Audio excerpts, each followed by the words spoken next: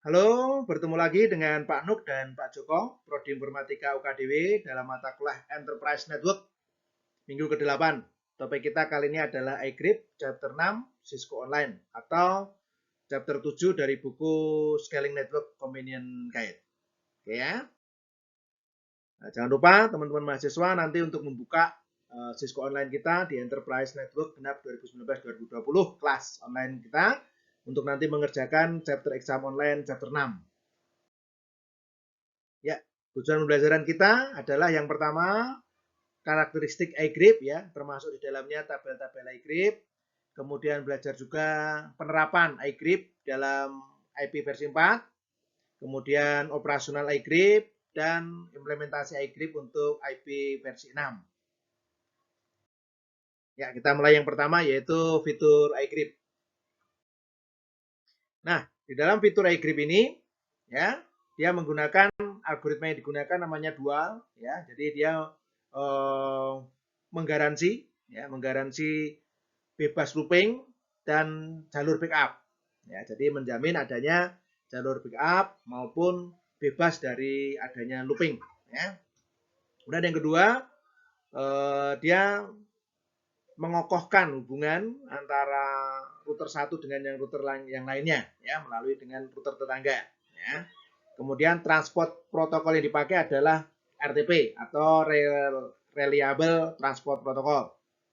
Kemudian update-nya tidak setiap saat, tetapi secara triggered, ya. Artinya apa? Hanya dipicu kalau ada perubahan topologi.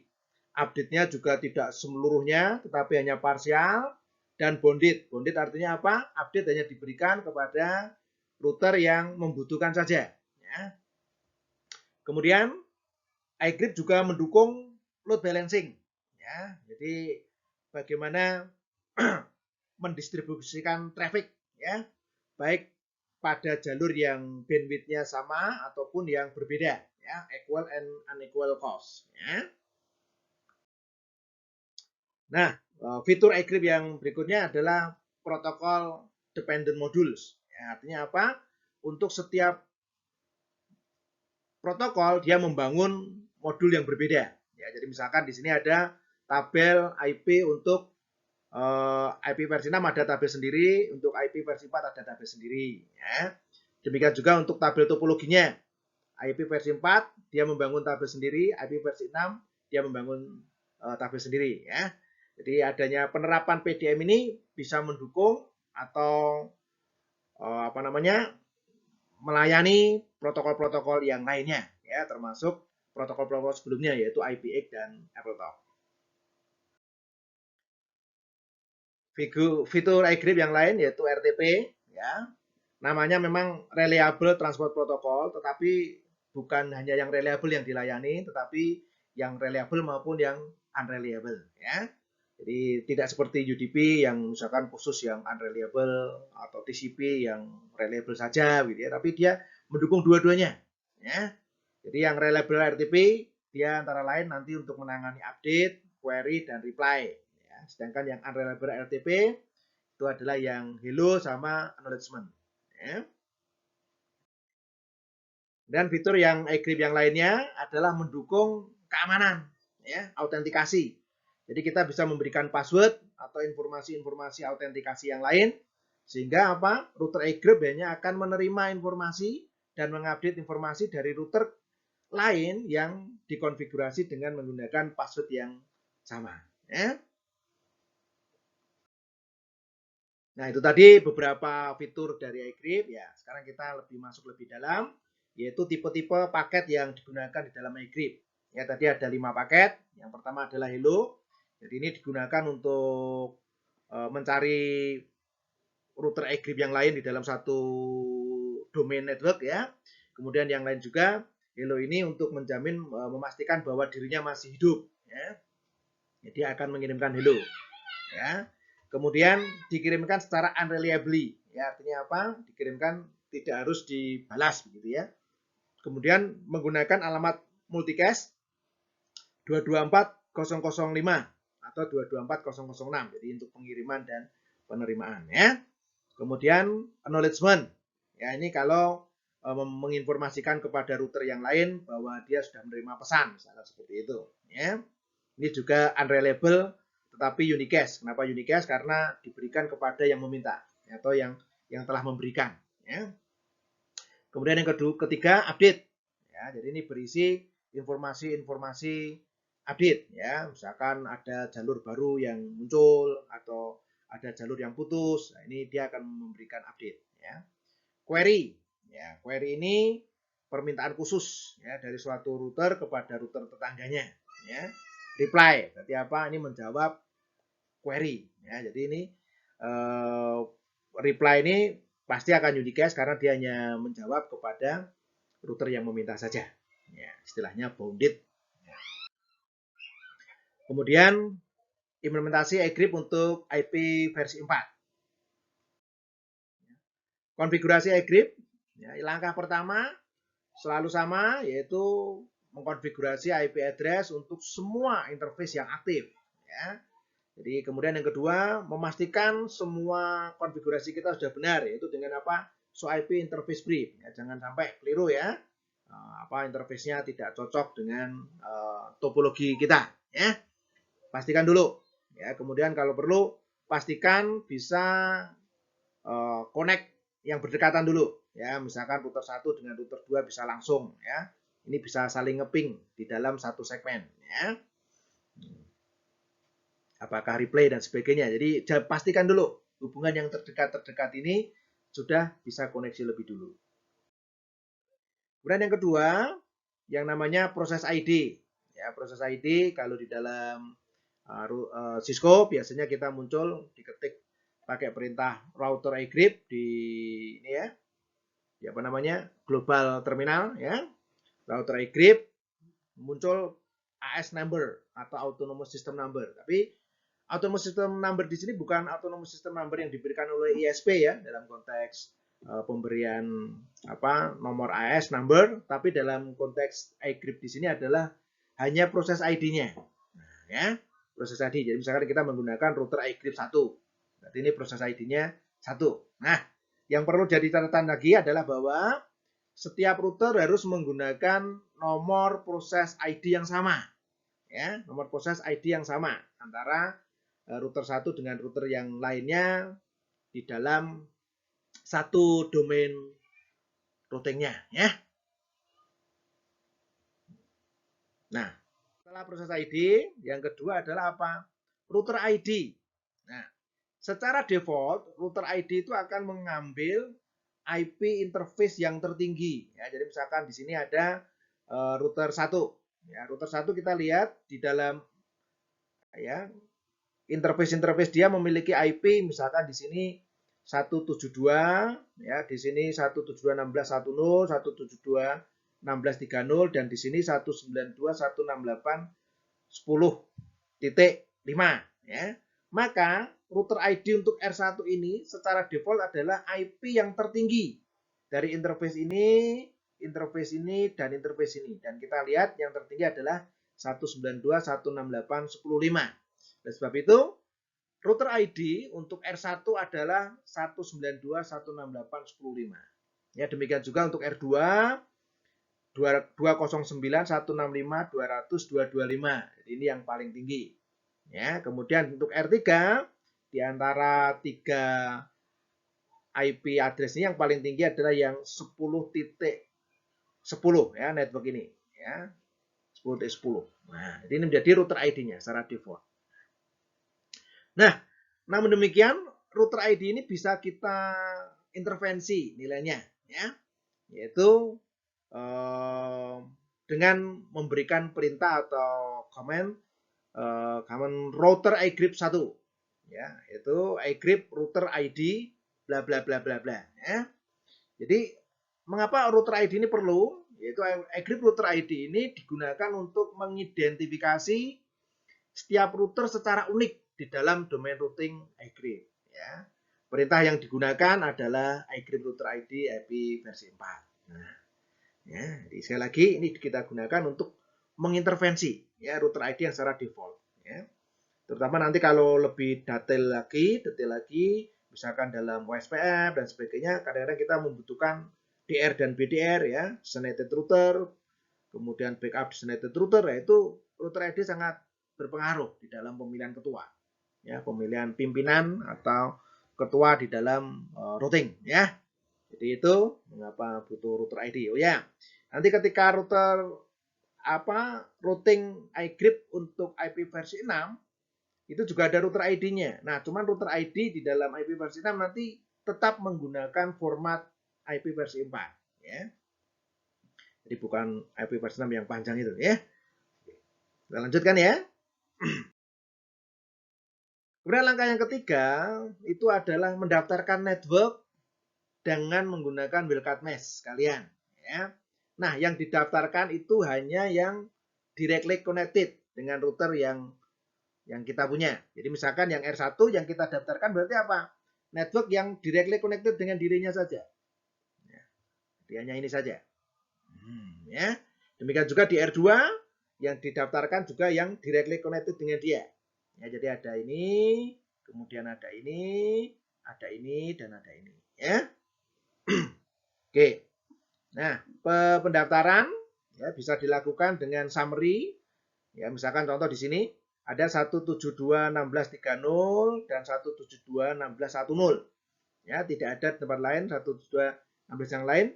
Bisa kita menggunakan auto summary.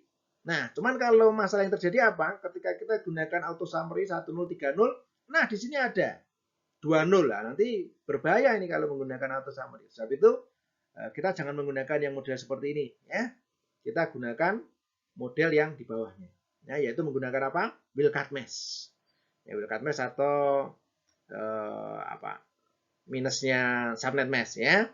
Jadi misalkan di sini /30 berarti 00003. Di sini /24 berarti 000.255 ya.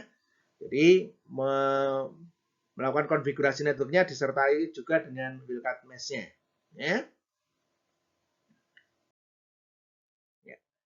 Setelah semua terkonfigurasi, berikutnya adalah kita mematikan semua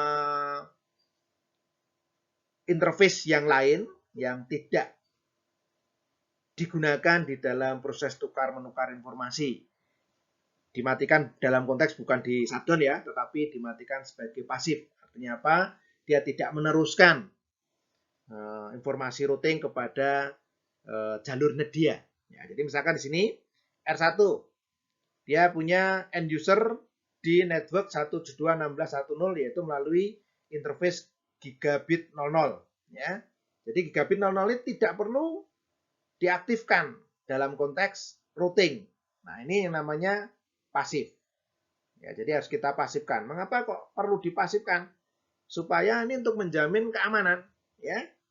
Karena kalau nanti ada hacker yang masuk di jalur ini, ya, ada hacker di sini, dia akan dapat informasi routing. Kalau ini tidak kita matikan. Ya, demikian juga yang ini harus kita off-kan melalui pasif. Ya. Nah, jadi langkah keempat adalah melakukan pasif interface pada interface-interface yang tidak ikut di dalam proses tukar-menukar informasi routing iGrid. Ya. Kemudian kalau sudah selesai, kita lakukan verifikasi. Ya, yang pertama yaitu dengan show IP iGrid neighbors. Ya. Ini adalah perintah untuk melihat tabel neighbor, ya, tabel tetangga kita. Ya, di sini misalkan, kita bertetangga dengan router pertama, yaitu melalui serial 001. Ya. Dengan router kedua, dengan melalui serial 000, ya, dengan IP yang sekian, Ini show IP iGrid neighbor. Ya, kemudian ada hold timers, ada waktu tunggunya, dan kalau tidak ada hello, ya. Ini teman-teman nanti bisa pelajari lebih dalam. Ya. Untuk memverifikasi yang kedua, kita menggunakan show IP protokol. Ya. Jadi ini cara juga untuk memverifikasi, untuk melihat apakah proses number yang kita inginkan sudah sama, ya. Kemudian router ID yang kita masukkan sudah sama, ya. Kemudian networknya biasanya juga ada di sini, ya. Kemudian network yang kita masukkan, ya, di bawah sini belum nggak kelihatan nih. Kemudian automatic summarization-nya apakah disable atau enable, ya. Kemudian juga di sini muncul yang namanya administrative distance ya. Jadi administrative distance untuk iGrip itu 90 ya, yang internal 90.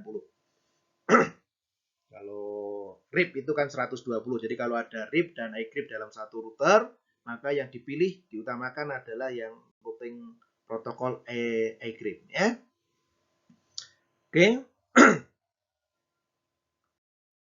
Dan yang ketiga, langkah terakhir yaitu untuk melihat tabel routing yang terbentuk, show IP route ya, perintah yang kita gunakan. Kemudian kodenya itu adalah D. Ya, di sini ada kode D iGrip ya. Jadi kalau sudah muncul D, misalkan kayak gini D, ya, muncul ini D ya. Muncul D. Nah, ini berarti dia sudah terdeteksi ya. Remote network kita sudah terdeteksi ya. Jadi ini dengan menggunakan show IP route. Nah, teman-teman mahasiswa bisa mendownload ya, paket tracer activity yang ada di aktivitas paket tracer yang ada di Cisco Online ataupun di training UKDW ya. Jadi bisa silakan di-download kemudian dicoba berlatih di rumah secara mandiri ya. Demikian juga untuk labnya ya. Konfigurasi basic iGrip menggunakan untuk IP versi 4 ya. Dicoba menggunakan paket tracer aja ya. Apa? Ya, karena kita belum bisa ke lab ya. Kita dicobanya menggunakan paket tracer dulu ya. Yang 6.3 operasional iGrip. Teman-teman bisa mulai mengamati proses pertukaran informasi routing dengan menggunakan paket hello, update, dan acknowledgement dari diagram ini. Ya. Jadi misalkan ini ada pertukaran routing update-nya. Ya. Jadi ini hello, I am router. Nah, ya. Kemudian dia mengirimkan informasi-informasi yang ada. Ya. Kemudian setelah itu sudah saling mengenal, kemudian terbentuklah yang namanya sampai di sini tabel neighbor ya. Artinya tabel neighbor itu router R1 dia akan memiliki tabel tetangga ya. Oh, aku punya tetangga R2, punya tetangga R3 dan sebagainya. Ya. Kemudian setelah terbentuk tabel neighbor, mereka tukar-menukar informasi. Setelah tukar-menukar informasi, mereka mengirimkan update berupa informasi routing yang dia punya, yang directly connected tadi ya. Kemudian terbentuklah yang namanya tabel topologi ya. Dengan menggunakan tabel topologi yang ada, setiap router akan mencari jalur terpendek ya dengan menggunakan algoritma dual. Ya, jalur terpendek, jalur yang paling murah atau cost yang paling kecil. Ya. Kemudian setelah itu, setelah tabel routing, tabel neighbor terbentuk, tabel topologi terbentuk, maka berikutnya harus terbentuk yang namanya tabel routingnya. Nah, kalau sudah sampai tabel routing, artinya base route-nya sudah diperoleh, maka prosesnya konvergen atau selesai. Ya. Jadi itu proses di dalam tukar-menukar informasi routing menggunakan iGrip. Ya, ada hello, ada update, ada acknowledgement, ya. Ada query, ada reply. Ya. Query dan reply itu biasanya kalau ada perubahan yang terjadi. Ya. Oke, kemudian metrik yang digunakan atau ukuran yang digunakan oleh iGrip untuk menentukan jalur yang terpendek. Ya. Secara default, ya, si metrik yang dipakai adalah K1 dan K3. Ya, jadi formulanya K1 dan K3. K1 itu bandwidth, K3 itu delay. Ya, jadi secara default yang digunakan hanya dua, yaitu bandwidth dan delay. Sedangkan untuk load, reliabilitas, dan sebagainya tidak dipakai. Ya.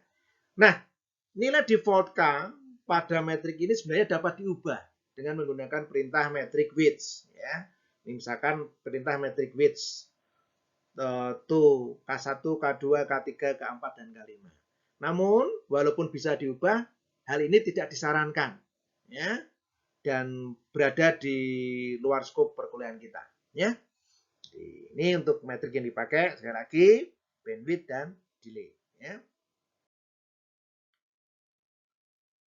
Nah, bagaimana kita melihat atau mengukur nilai matriks kita? Gitu ya. Itu dengan melihat show interface. Dari misalkan yang terhubung serial ya berarti show interface serial. Maka di situ akan muncul ini bandwidth. ya, muncul bandwidthnya sekian. Kemudian reliabilitasnya sekian, ya, TX load, RX load sekian. Ya. Kemudian juga muncul delay misalkan ya. Delay 100 misalkan. Ini delaynya 20.000. Jadi akan muncul di situ dengan show interface dari interface yang terhubung ya. Kemudian berikutnya yang lain untuk metrik bandwidth secara khususnya. Untuk metrik bandwidth ini juga bisa kita lakukan perubahan intervensi ya. Jadi misalkan interface serial. Interface serial tadi bandwidthnya misalkan 1500, kita ganti dengan bandwidth 64 ya. Berarti ini akan berubah menjadi 64. Nah, perintah bandwidth ini hanya digunakan secara administrasi untuk perhitungan metrik iGrip. Jadi walaupun ada perintah bandwidth 64, hal ini tidak akan mengubah besarnya bandwidth secara fisikal. Ya, jadi secara fisikal enggak akan berubah ya, tetap dengan bandwidth yang semula ya. Tapi kalau ini hanya untuk mengubah dalam proses perhitungan tadi, bobot dari jalur iGrip-nya ya, bandwidth. Ya. Kita masuk yang berikutnya yaitu algoritma yang dipakai. Ya. iGrip menggunakan algoritma dual, ya, yaitu diffusing update algorithm. Ya. Jadi algoritma dual ini dipakai untuk menjamin terbentuknya jalur yang bebas loop, ya, atau loopingnya nggak ada, gitu ya.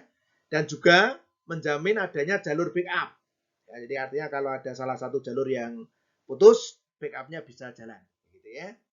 Nah, dual ini menggunakan beberapa terminologi seperti yang namanya successor, visible distance, visible successor, reported distance, ya, advertised distance, ya, kemudian visible condition or visibility condition, ya.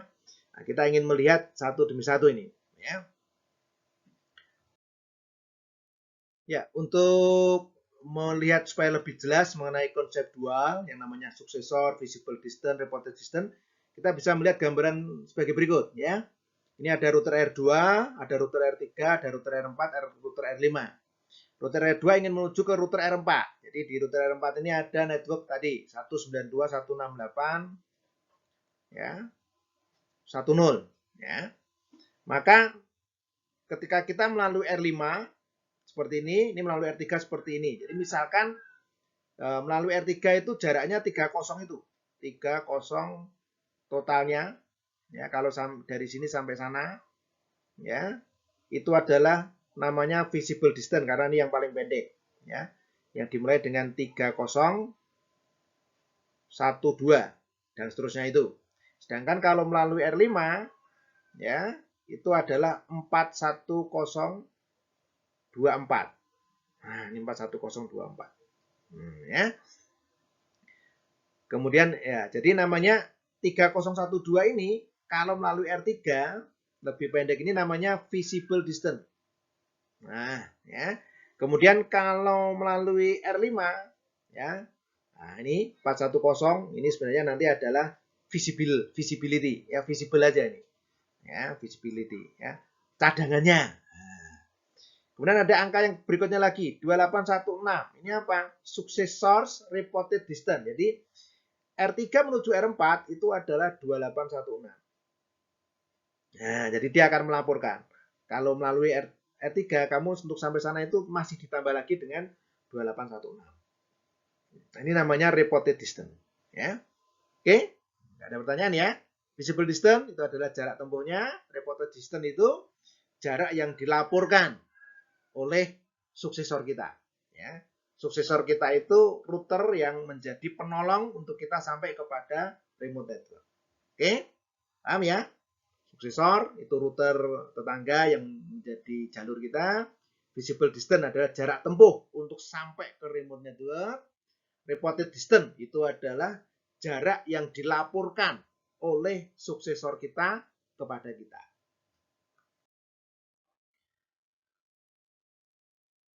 Ya. Kemudian ini dual konsep juga. Nah, tadi melalui R5 juga bisa sebenarnya. Ya, ini namanya visible distance if the visible successor was the successor. Nah, ya. Jadi sedangkan yang ini adalah visible successor distance-nya. Nah, ya, jadi ini ya sama lah alternatifnya, hampir sama dengan tadi. Ya, sama persis. Ya.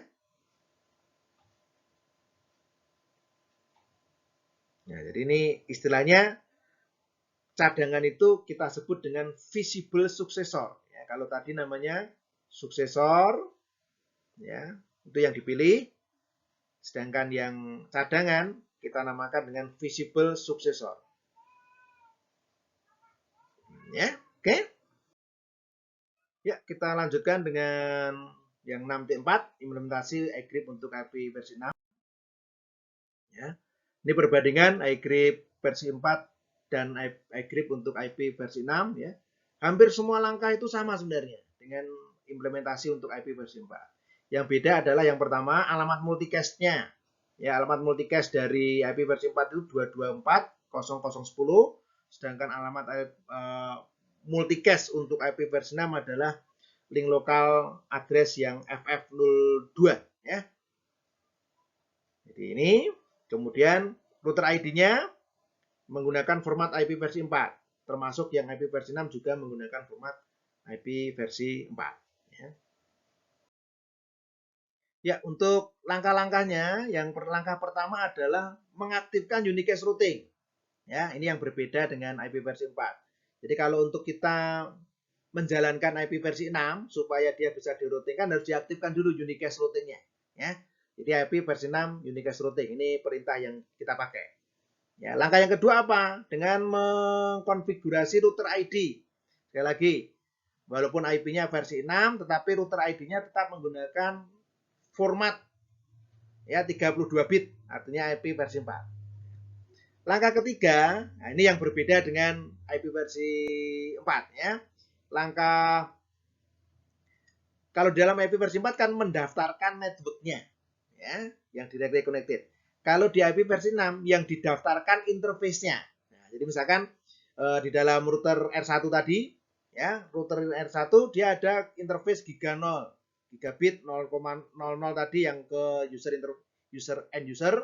Kemudian ada interface serial tadi, ada interface serial 000 ya, dan interface serial 001. Nah, jadi interface ini daftarkan ke dalam iGrip-nya ya. Jadi bukan networknya didaftarkan tapi interface-nya. Jadi misalkan kita ingin daftarkan interface gigabit 00, maka kita masuk ke config terminal, kemudian interface gigabit 00, kita masukkan IP versi 6 iGrip 2. Nah, ini cara mendaftarkan gigabit ke dalam IP versi 6 iGrip 2 ya. Demikian juga yang serial 000 dan serial 001 ya. Ya. Hanya seperti itu konfigurasinya. Untuk verifikasi implementasi perintahnya sama ya. Tapi hanya ditambah dengan IP versi 6. Nah, sini show-nya bukan show IP root tetapi show IP versi 6 ya. Kodenya juga sama yaitu D, kodenya D. Nah, ya. Oke. Nah, teman-teman mahasiswa bisa latihan dengan kembali lagi mendownload dari Cisco Online kita ya. Nah, yang terakhir yaitu summary ya. Yang pertama, kelebihan iGrip sebagai advanced distance vector protocol yang pertama adalah apa? Update-nya hanya triggered, artinya apa? Hanya dipicu kalau ada perubahan topologi. Yang kedua, update-nya bounded, artinya apa? Hanya diberikan kepada router-router yang terpengaruh. Kemudian apa? Yang ketiga, partial update, artinya apa? Update-nya hanya parsial, itu tidak keseluruhan, tetapi yang misalkan hanya apa jalur yang putus, misalkan seperti itu ya. Kemudian apa? Kelebihan yang lain lagi tadi ada visible successor. Artinya apa? Ada backup routes-nya. Jadi kalau salah satu rute putus, dia langsung menghidupkan rute yang di dalam visible successor tadi ya.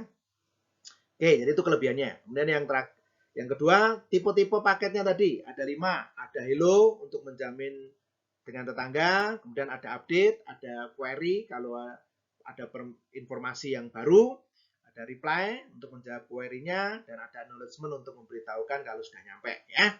Kemudian alamat multicast yang digunakan untuk IP versi 4 224.00.10, IP versi 6 FF02 ya. Kemudian metrik defaultnya bandwidth dan delay. Kemudian tabel yang dibangun ada 3, tabel neighbor atau tabel tetangga, tabel topologi, dan tabel routing. Kemudian passive interface diterapkan kepada jalur yang end user, ya. Artinya apa? Yang tidak ikut di dalam proses routing. Ini untuk menjamin keamanan dari pertukaran informasi routing. Kemudian algoritma yang digunakan itu adalah dual, ya.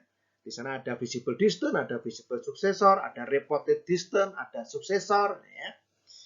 Kemudian untuk konfigurasi iGrip untuk IP versi 4 adalah mendaftarkan network yang directly connected, ya, yang terhubung langsung dengan dirinya. Kemudian menggunakan Wildcard Mesh, ya. Kemudian sedangkan untuk IP versi 6, ya, selain nomor proses juga mendaftarkan interface-nya yang didaftarkan. Ya, jadi itu summary. Oke, terima kasih. Terus belajar, sehat selalu. Tuhan memberkati.